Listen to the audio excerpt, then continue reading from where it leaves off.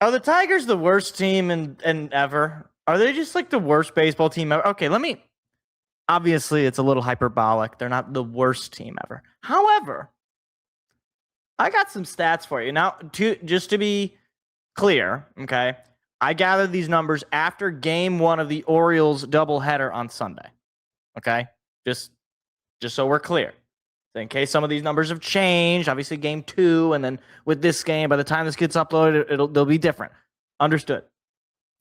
The Tigers rank 22nd in batting average and OPS, 18th in on base, 24th in slugging, and 23rd in total home runs.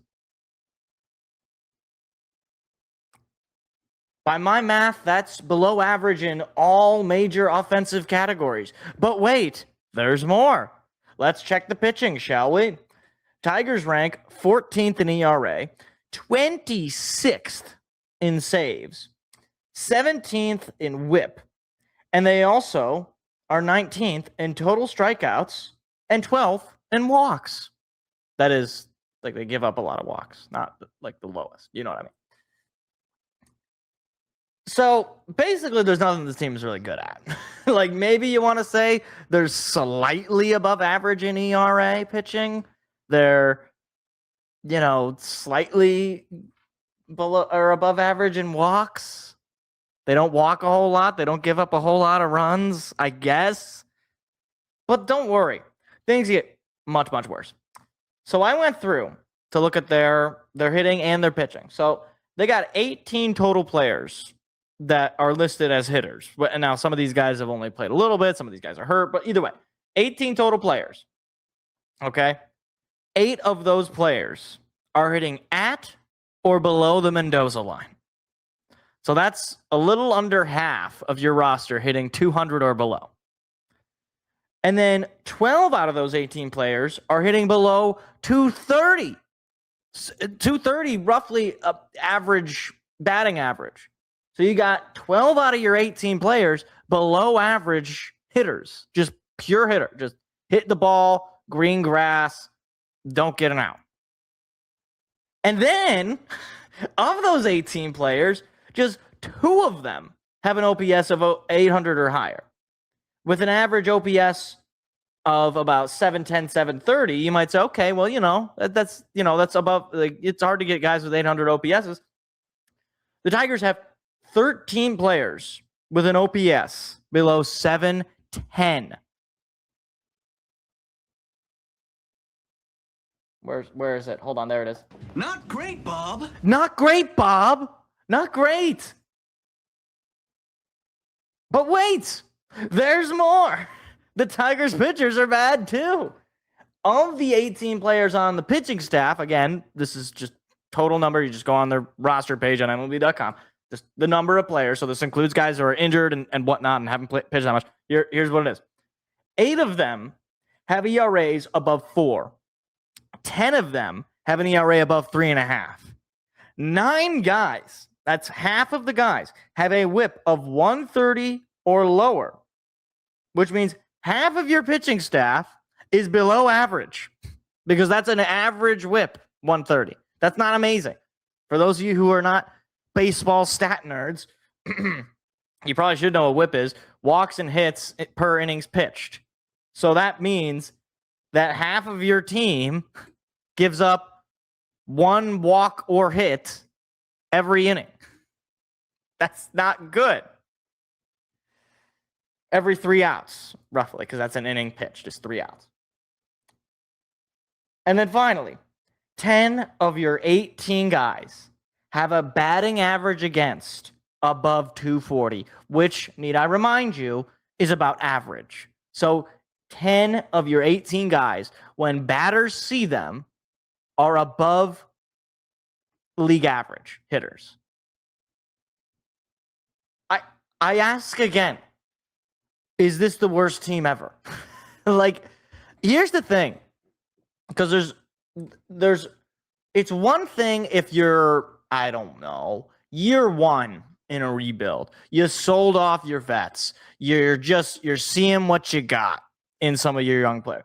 You would expect that, we are what now in year 4 of the Scott Harris plan, Scott Harris tenure, right? Because his second year he made the playoffs, then last year made the playoffs as well. So this is year 4, if my math is correct, unless I'm forgetting something. And the team is arguably worse than they were that first year, or at least at the same pace. So effectively, you haven't really made any progress. And this is, of course, coming off of the fact that you just had a disappointing collapse last year in the regular season where you dropped what should have been your division title and end up getting to the divisional series by, the skin of your teeth, and then blow that by not scoring more than 2 runs in 15 innings. Like, I'm trying to stay positive.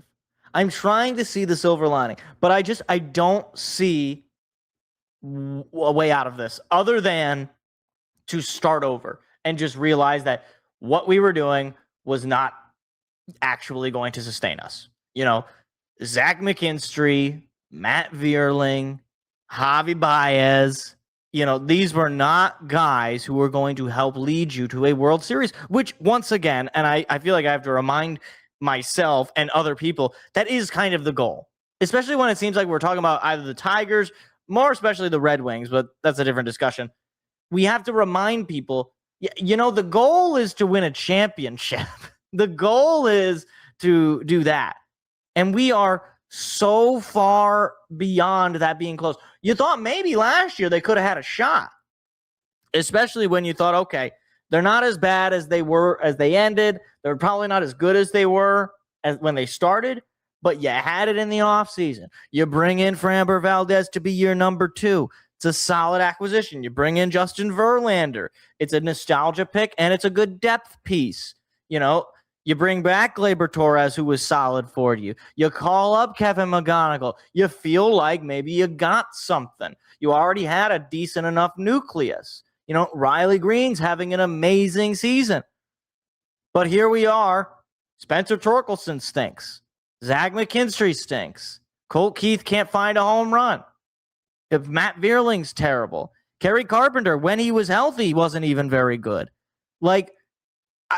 There's just nothing about this team. When you go through the roster, there's no player outside of maybe Riley Green, and that's being generous, where you look at it and you say, I want that guy up in a clutch spot. You just don't have it. And it doesn't help that AJ is insisting on playing this weird pinch hit, playing the analytics strategy. You know what I want, AJ? I want good player at the plate, hit the ball. I don't want to see Jahmai Jones because the pitcher is worse against righties. I don't want to see Colt Keith because the pitcher is worse against lefties. Maybe it works. Maybe there's been some success doing that. But it's agonizing because this is just, what are we doing? We're handicapping ourselves by bringing in these guys that are not major league players. Zach McKinstry was a fun story last year. Silver Slugger, All-Star. He's not an everyday player. If he's one of your best hitters, you're not winning the World Series. There's a reason the Dodgers didn't keep him. If he was so good, if he was so otherworldly, right? If he was going to help you, then the best organization in baseball, the Los Angeles Dodgers, wouldn't have let him go.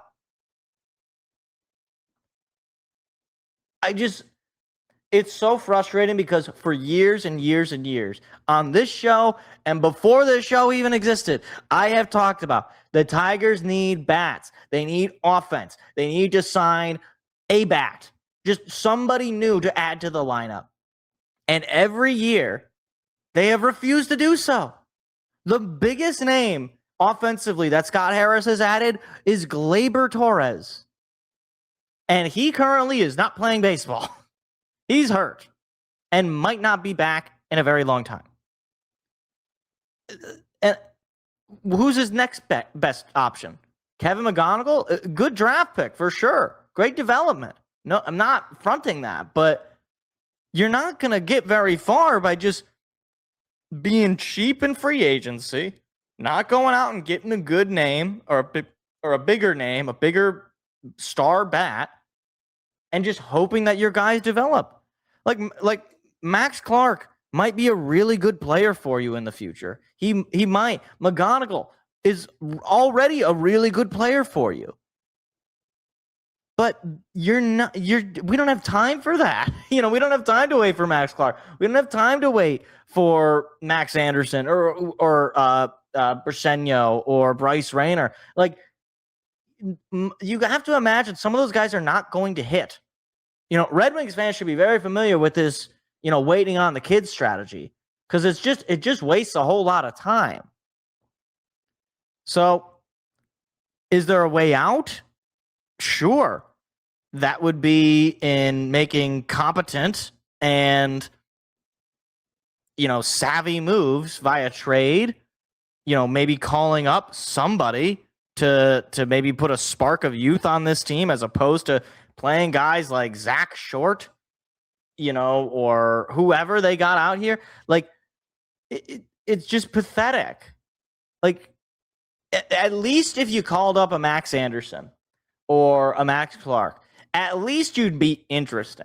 At least you could say, okay, well, they're gonna bring up some youth, bring some young energy onto this team. These are his guys, right? Max Clark was his first draft pick as a GM, as president of baseball ops. Okay.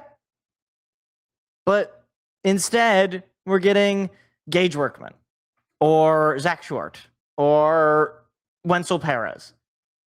I don't get it. And AJ Hinch, look, he's been here for a very long time. I think since 2021. And he hasn't won jack squat. So I'm getting tired of his antics too. And the way that he calls his games, the way that his players have developed at the major league level, when you're here for 5 years and you haven't won the division, you haven't gone past the divisional round, you've made the playoffs just twice. Some of that on roster construction, sure, he took over the Al Avila years. But again, we're 4 years into the Scott Harris administration, if you can call it that. And I'm left kind of unimpressed. The last couple of years were fun, but there's just nothing here. They're bad at everything. So I got nothing positive to say right now. Bring up the kids. That's all I got. Hey, YouTube, don't forget to hit the like and subscribe button for more clips like that.